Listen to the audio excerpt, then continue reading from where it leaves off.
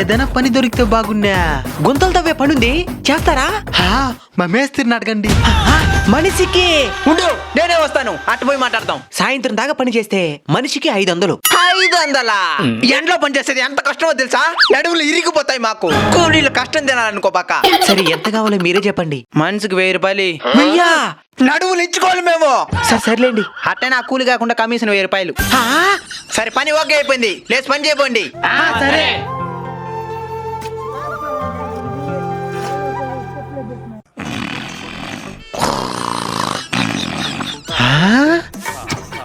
అన్నా, కష్టంగా ఉన్నది, కొంచెం గెడపారయ్యామా. డబ్బులే ఊరికి వస్తాయా? మూసుకొని పని చెయ్యి.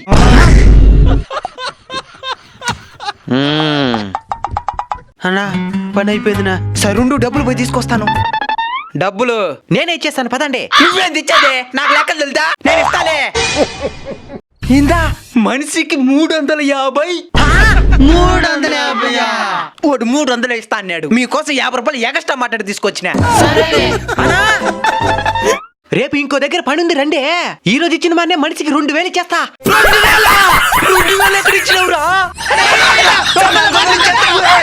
కూలోళ్ళ కష్టం తినకూడదు. మధ్యవర్తిగా ఉండే వ్యక్తి కమిషన్ తీసుకోవడం సహజమే. అట్లని మరీ ఎక్కువ మోసం చేయకుండా ధర్మంగా తీసుకోండి. నేను ధర్మంగానే తీసుకునిందే.